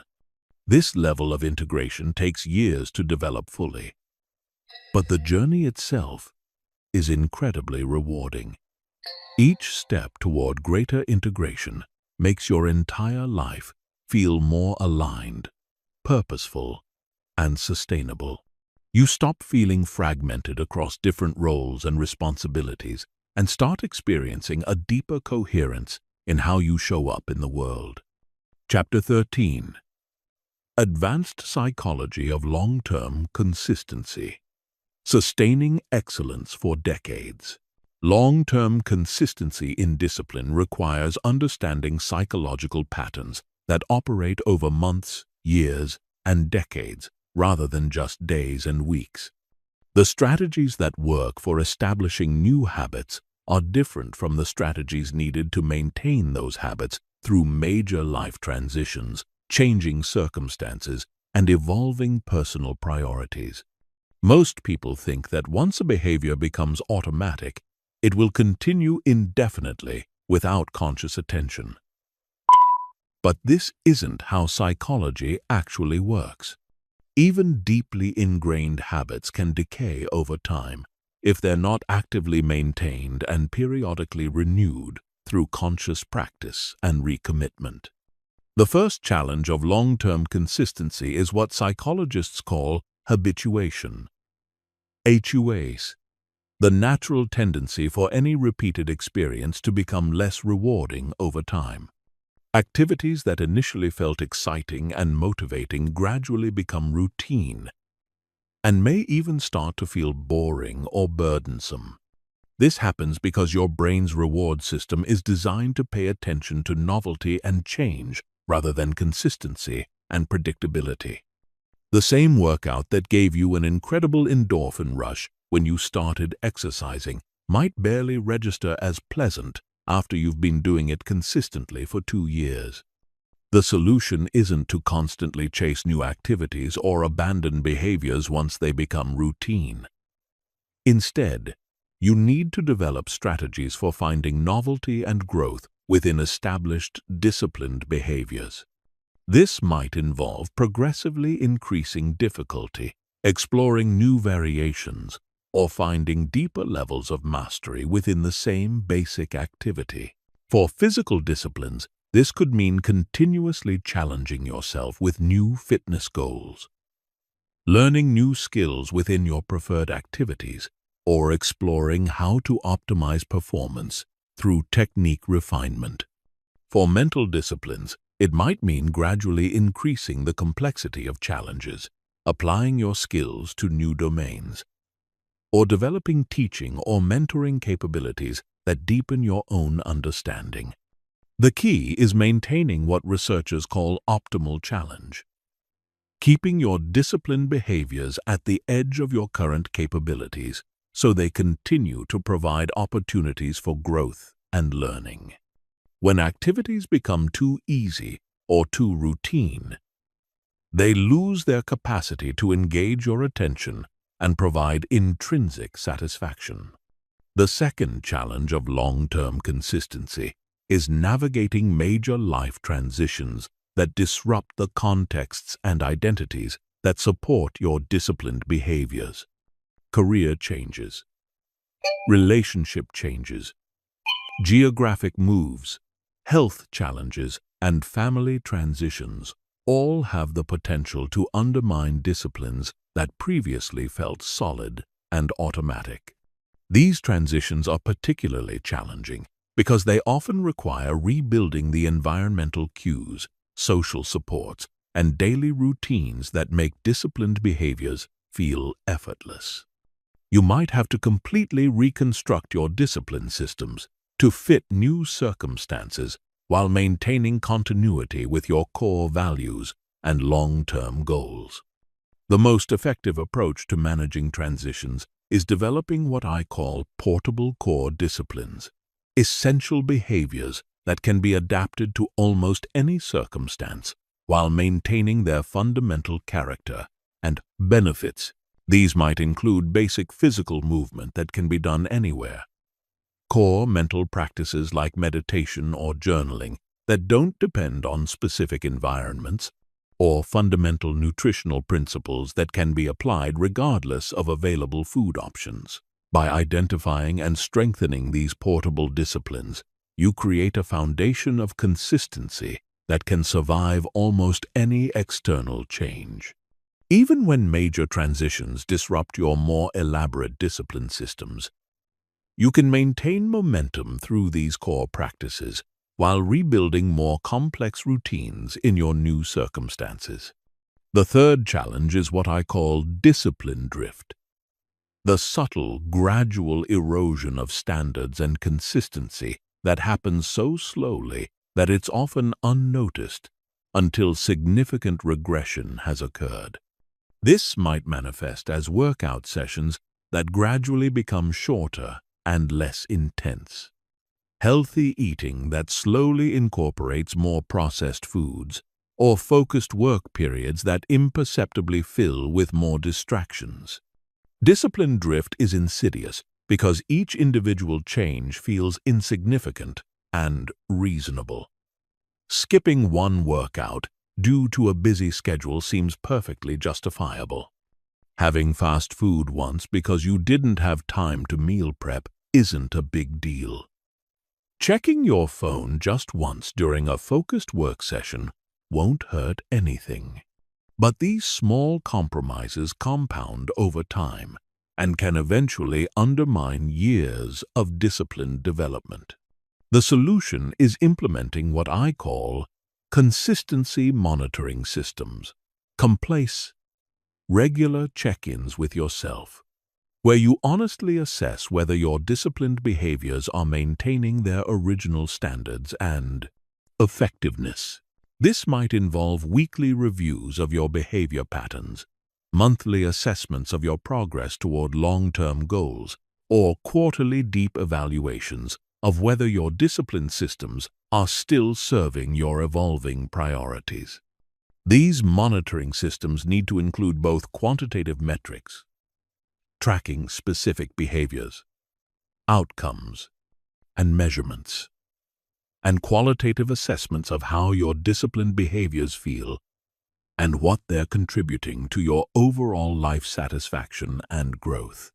The fourth challenge is avoiding what researchers call the arrival fallacy, IMF. The mistaken belief that once you reach a certain level of disciplined behavior or achieve specific goals, you can relax your efforts and coast on your previous achievements. This often happens when people reach major milestones like achieving their target weight, completing a challenging project, or establishing financial security. The problem with the arrival mentality is that discipline is not a destination but a dynamic process that requires ongoing attention and energy. The moment you stop actively cultivating disciplined behaviors, entropy begins working against you. Skills atrophy, habits weaken, and the psychological conditioning that makes discipline feel effortless gradually fades. Instead of thinking about discipline as something you achieve, think about it as something you practice. Like physical fitness or musical ability, disciplined behavior is a capacity that must be continuously maintained and developed, or it will naturally decline over time. This doesn't mean you can never relax your efforts, or that you have to maintain peak intensity in all areas indefinitely. It means developing sustainable approaches to discipline that can be maintained over decades rather than just months, and recognizing that periodic renewal and recommitment are natural and necessary parts of the long-term journey. The most advanced strategy for long-term consistency is developing what I call evolutionary discipline. The ability to consciously evolve your disciplined behaviors as your life circumstances, priorities, and capabilities change while maintaining continuity with your core values and long-term vision. Evolutionary discipline recognizes that the specific behaviors that serve you well in one phase of life may not be optimal for another phase, but the underlying commitment to growth, excellence, and self-mastery remains constant. You develop the ability to thoughtfully adapt your discipline systems while preserving the psychological patterns and identity structures that support sustained high performance. This might mean transitioning from intense individual athletic training to family-oriented physical activities as your life circumstances change. It might mean evolving from aggressive career advancement to mentorship and contribution as your professional priorities mature. It might mean shifting from acquisition-focused disciplines to legacy-focused disciplines as your values and time horizons extend. The key is making these transitions consciously and intentionally rather than allowing them to happen through drift or default. You actively choose how to evolve your disciplined behaviors based on your changing understanding of what matters most to you and what will serve your highest potential in each phase of life. People who master evolutionary discipline maintain remarkable consistency in their commitment to growth and excellence, while continuously adapting the specific expressions of that commitment to serve their evolving circumstances and aspirations. They avoid both the rigidity that leads to broken systems and the drift that leads to diminished standards. Chapter 14. The compound effect of disciplined thinking. How mental discipline transforms everything. While most people focus on disciplining their actions and behaviors, the most profound transformations come from disciplining your thinking patterns. Mental discipline. The ability to consciously direct your attention, choose your thoughts, and maintain focus despite distractions, is the master skill that enhances every other area of your life. Your thoughts directly influence your emotions, which drive your decisions, which create your results. When you develop genuine discipline over your thinking patterns, you gain influence over every aspect of your experience and every outcome you create. This is why mental discipline is often called the discipline that makes all other disciplines easier. Most people have very little conscious control over their thinking. They allow their minds to wander randomly from topic to topic, react automatically to whatever thoughts arise, and accept whatever emotional states result from their undisciplined mental habits. They're essentially passengers in their own minds, rather than drivers of their own experience. But your mind is far more controllable than most people realize. With proper training, you can learn to direct your attention with precision, choose your thoughts consciously, and maintain specific mental states that support your goals and values. This isn't about suppressing thoughts or forcing positive thinking. No. It's about developing genuine skill in mental navigation. The first level of mental discipline is attention control. the ability to focus your mind on what you choose, for as long as you choose without being distracted by irrelevant thoughts, emotions, or environmental stimuli. This is the foundation skill that makes every other form of discipline easier, because it allows you to stay present and engaged with challenging activities rather than being pulled away by mental resistance. Most people have incredibly weak attention control. They can't focus on a single task for more than a few minutes before their mind starts wandering to something else. They get distracted by every notification, every stray thought, every slight discomfort or boredom. This weak attention makes every challenging activity feel more difficult because they're fighting both the inherent challenge of the activity and the additional challenge of keeping their mind engaged. But attention control can be trained systematically through practices like meditation, focused reading, single tasking, and deliberate concentration exercises. The key is gradually increasing the duration and intensity of your focused attention while learning to notice and redirect mental wandering without judgment or frustration. Start with brief periods of focused attention, perhaps 5 to 10 minutes of completely focused reading or meditation, and gradually extend these periods as your concentration capacity increases. The goal isn't to eliminate all mental wandering, but to develop the ability to notice when your mind has drifted and consciously return your attention to your chosen focus. The second level of mental discipline is thought selection. N-, the ability to consciously choose which thoughts to engage with and develop versus which thoughts to acknowledge and release.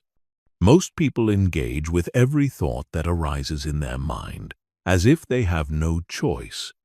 But you can learn to be much more selective about which thoughts deserve your attention and energy. This doesn't mean trying to control which thoughts initially arise. That's neither possible nor necessary. It means developing the ability to observe thoughts as they arise and consciously choose whether to engage with them further or let them pass without getting drawn into mental elaboration. Thoughts that support your goals, values, and well-being deserve engagement and development. Thoughts that create unnecessary worry, self-doubt, or distraction can be acknowledged and released without being pursued. This selective engagement gradually shifts the overall pattern of your thinking toward more constructive and empowering directions. The third level of mental discipline is emotional regulation. The ability to maintain appropriate emotional states despite challenging circumstances or difficult thoughts and feelings. This isn't about suppressing emotions or pretending to feel differently than you do.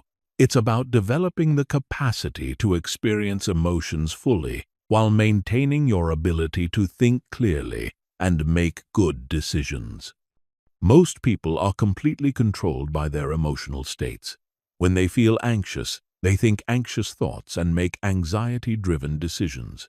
When they feel angry, they think angry thoughts and take actions they later regret. When they feel unmotivated, they abandon their commitments and drift toward immediate gratification. But emotions, while important and valuable, don't have to control your thinking or decision-making. You can learn to experience strong emotions while maintaining access to your rational thinking and long-term values. This emotional regulation is what allows disciplined people to do what needs to be done regardless of how they feel in the moment. The fourth level of mental discipline is perspective control. The ability to consciously choose how you interpret events, circumstances, and challenges. Most people react to situations based on automatic interpretations that may not be accurate or helpful. But you can train yourself to actively choose more empowering and accurate perspectives. This involves developing what psychologists call Cognitive flexibility. CU. The ability to consider multiple interpretations of the same situation and choose the perspective that best serves your goals and well-being. Instead of automatically assuming the worst when facing challenges, you can consciously look for opportunities, lessons, or growth possibilities within difficult circumstances. The most advanced level of mental discipline is what I call consciousness direction. The ability to deliberately choose what aspects of reality to focus on and how to interpret your overall experience. This goes beyond just managing thoughts and emotions to actively shaping your fundamental experience of being alive. People with advanced mental discipline don't just react to their circumstances, they consciously choose how to experience those circumstances. They can find meaning and purpose in difficulty, maintain optimism during challenging periods, and stay connected to their values and long-term vision, even when facing significant obstacles. This level of mental discipline creates what researchers call psychological resilience, NBA, the ability to maintain mental health, emotional stability, and effective functioning, despite stress, adversity, or major life challenges. But it goes beyond just surviving difficulties to actively using challenges as opportunities for growth and development. The compound effect of mental discipline becomes apparent over months and years of practice. As your ability to control your attention, select your thoughts, regulate your emotions, and choose your perspectives improves, every area of your life begins to improve as well. Physical discipline becomes easier because you can maintain focus during workouts and resist the mental chatter that creates perceived suffering. Work discipline becomes easier because you can maintain concentration for extended periods and choose productive thoughts even when facing boring or difficult tasks. Relationship discipline becomes easier because you can regulate your emotional reactions and choose responses that align with your values rather than your immediate impulses. The most successful people in every field have developed sophisticated mental discipline that allows them to maintain peak performance mindsets regardless of external circumstances. They've learned to create internal experiences that support excellence rather than being victims of whatever thoughts and emotions happen to arise.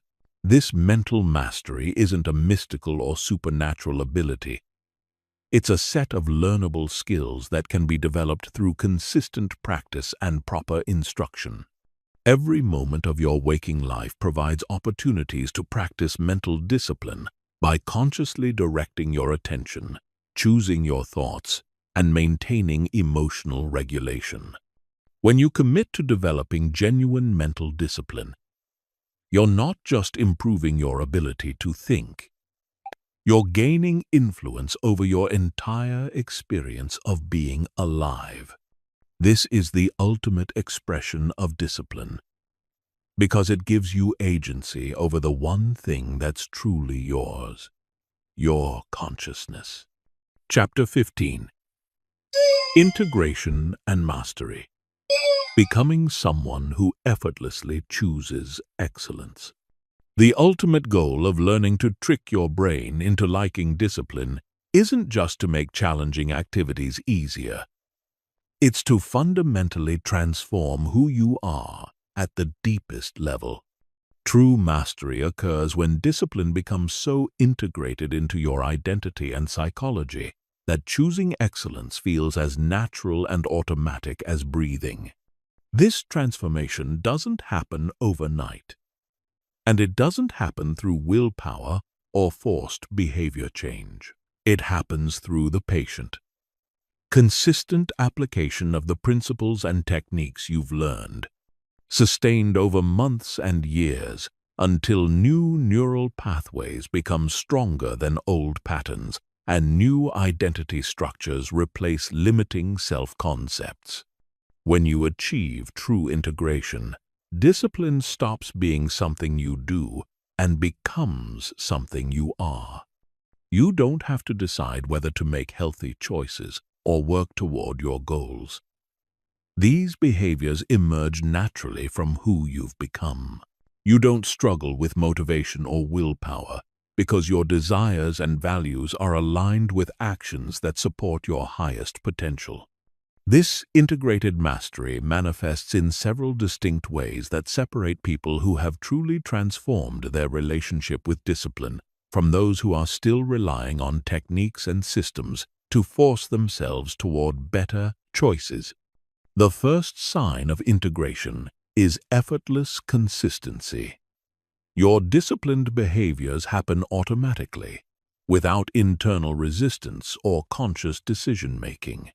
You exercise, eat well, work productively, and maintain healthy relationships, not because you force yourself to, but because these behaviors feel natural and right for the person you've become.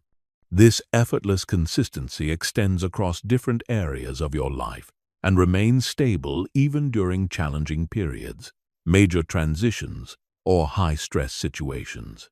While people who rely on willpower and external systems often see their discipline collapse during difficult times, integrated discipline actually becomes stronger under pressure because it's rooted in identity rather than circumstance. The second sign of integration is authentic enjoyment of challenging activities. You genuinely look forward to your workouts, feel energized by difficult projects, and find satisfaction in pushing through resistance. This isn't fake positivity or forced enthusiasm. It's a genuine rewiring of your reward system that makes growth and excellence intrinsically rewarding. This authentic enjoyment creates a positive feedback loop that makes discipline increasingly easy and sustainable over time. Instead of depleting your energy and willpower, disciplined activities actually energize you and provide intrinsic motivation for continued growth and improvement. The third sign of integration is automatic course correction. When you do get off track, which happens to everyone occasionally, you naturally return to disciplined behaviors without dramatic internal struggle or elaborate systems for getting back on track. The return to excellence feels as automatic as the original drift away from it. This automatic course correction happens because your identity and neural pathways are so strongly oriented toward growth and excellence that deviation from these patterns creates internal discomfort that motivates natural realignment. You don't need external accountability or complex recovery protocols because your own psychology provides consistent feedback toward disciplined choices. The fourth sign of integration is expansion beyond personal benefit. Your discipline begins to serve not just your individual goals and development, but the growth and well-being of others. You naturally become someone who models excellence, mentors others in their development, and contributes to causes larger than your personal advancement. This expansion happens because genuine discipline develops character and perspective that naturally extends toward service and contribution. When you've mastered the art of personal excellence, you naturally want to share that mastery and help others discover their own potential for growth and achievement. The journey toward integration requires understanding that mastery is not a destination, but a continuous process of refinement and development. Even people who have achieved remarkable levels of integrated discipline continue to grow, learn, and evolve their understanding and application of these principles throughout their lives. This continuous growth mindset prevents stagnation and keeps you engaged with the process of development rather than becoming complacent about past achievements. You maintain what researchers call beginner's mind, an attitude of curiosity, humility, and openness to learning that keeps you growing even at advanced levels of mastery. The most advanced practitioners develop what I call conscious evolution. Evolution, the ability to deliberately direct their own continued development based on changing circumstances, expanding awareness, and deepening understanding of their potential and purpose. They don't just maintain existing levels of discipline. They consciously evolve toward ever greater expressions of excellence and contribution. This conscious evolution requires developing meta-skills around growth itself. The ability to assess your current development accurately, identify the next edges of growth, design experiences that will facilitate that growth, and maintain motivation for continued development even when external rewards are no longer necessary. People who achieve this level of mastery often report that discipline becomes a form of creative self-expression rather than self-improvement. They're no longer working on themselves in order to achieve external goals. They're expressing their deepest nature through disciplined action that serves both their own development and the betterment of the world around them. The practical path toward integration involves several key commitments that must be maintained consistently over extended periods. First, you must commit to treating discipline as a practice rather than a project, something you engage with daily as an expression of your values rather than something you do temporarily to achieve specific outcomes. Second, you must commit to conscious attention throughout the integration process. The techniques and principles in this material only work if you apply them consciously and consistently. Integration happens through sustained awareness and deliberate practice, not through passive hoping or occasional effort. Third, you must commit to patience with the process. True integration takes time, typically years rather than months, for complete transformation. The people who achieve lasting mastery are those who can maintain consistent effort over long periods without needing immediate rewards or dramatic results. Fourth, you must commit to authentic self-honesty about your progress, challenges, and areas for continued development. Integration requires accurately assessing where you are in the process and addressing obstacles and limitations as they arise, rather than pretending they don't exist or hoping they'll resolve themselves. Finally, you must commit to sharing your growth with others in whatever way feels authentic and appropriate for your circumstances. True mastery is not a private achievement, but a contribution to the collective human potential for excellence and growth. When you make these commitments and sustain them over time, you join the ranks of people who have discovered that discipline is not about forcing yourself to do things you don't want to do. It's about becoming someone who naturally wants to do things that create excellence, growth, and contribution. This is the ultimate transformation.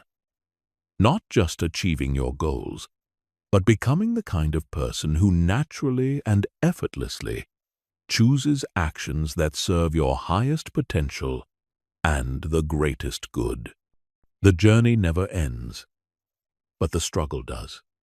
When discipline becomes integrated into your identity and psychology, excellence stops being something you pursue and becomes something you naturally express. This is the true art of tricking your brain into liking discipline, not through manipulation or force, but through genuine transformation that aligns your desires with your highest possibilities.